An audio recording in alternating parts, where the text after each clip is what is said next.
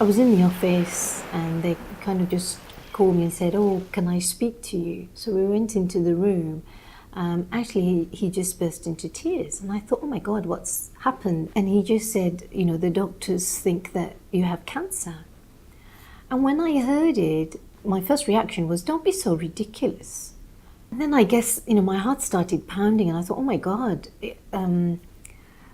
But I sort of stayed with the notion of there must be a mistake.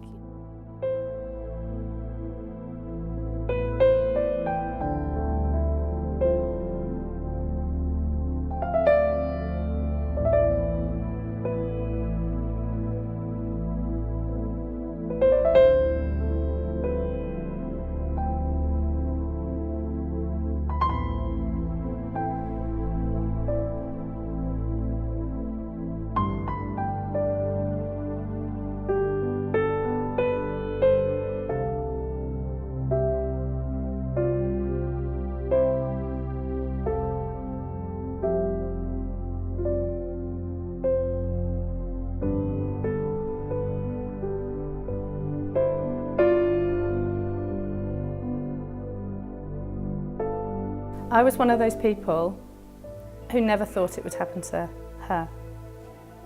And I still couldn't believe it. It doesn't happen to me, you know, I'm young, fit.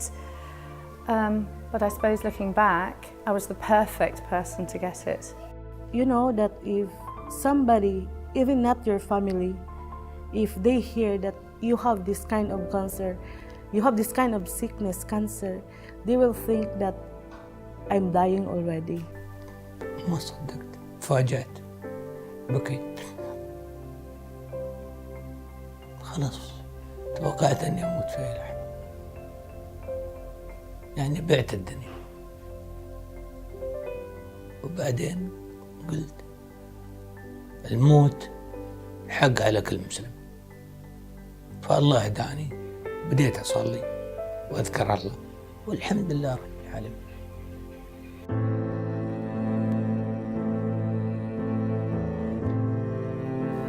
You know, it's horrible. It's horrible. You lose your hair, your eyebrows. You know, you're tired. It's such a sickly feeling.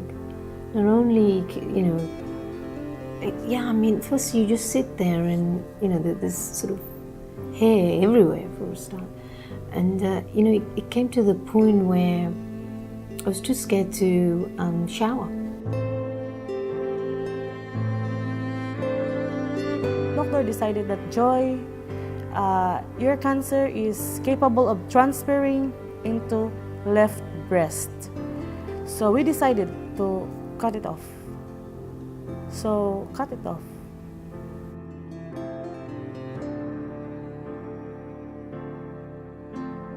By the time I got to the third cycle, I was very ill. I was being very sick, but also at the same time still looking after my two children.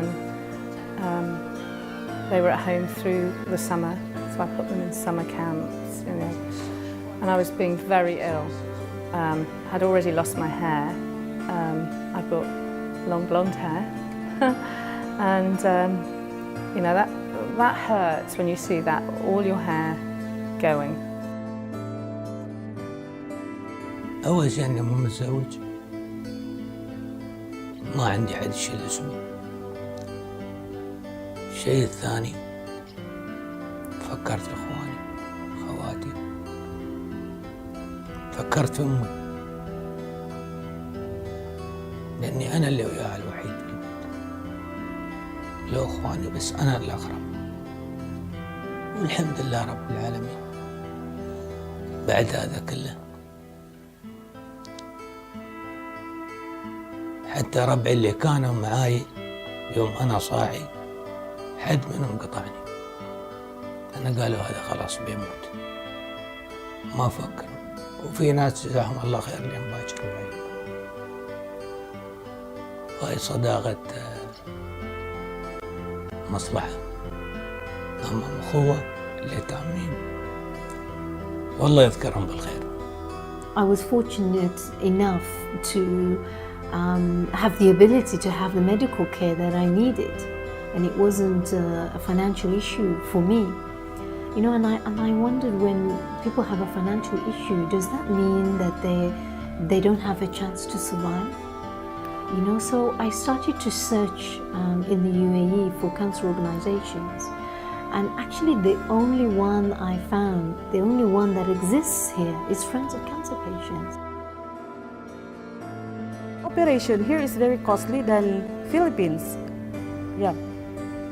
Until one of my colleagues introduced me with Dr. Sosan, that we have a charity here in Sharjah, Supreme Family Affair. It's like that. So actually, it's a blessing in disguise that Dr. Sosan, I spoke to Dr. Sosan, and then she told me that, Joy, you can go on your operation. There are different ways that cancer patient can receive help through Friends of Cancer Patient. There is the financial way, and there is the psychological support. The financial way, it's lots of services involved, providing treatment, providing prosthetic limbs, providing equipment for the patient, and also providing equipment for hospitals if they require. When it's come to the Friend of Cancer Patient, we are talking about female. We are majority of the member in the Friend of Cancer Patient, they are female. So immediately you are talking about family, which the woman, she's a core member within that family. So when you help any member of Friend of Cancer Patient financially, socially, psychologically, you are helping the whole family, which means the whole community. The best part of Friends of Cancer Patients really is the financial aid that they give to people in the UAE who cannot afford their treatment. And healthcare on the whole is on the rise, but definitely cancer treatment costs are just going up. I mean, really exorbitant pro rata with some salaries here. And if patients don't have insurance, then there's a place that, you know, we can recommend that patients can go to for financial support. People should not be put into a place where, because of money or lack of treatment, it puts a choice in their life. So those who cannot afford, does that mean they don't have a right to live? I think about this a lot, how it can mess people up, the whole financial situation. I mean, in terms of how other people deal with it, I cannot begin to believe how awful it must be having the financial burden on top. I mean, how do people cope? I don't know.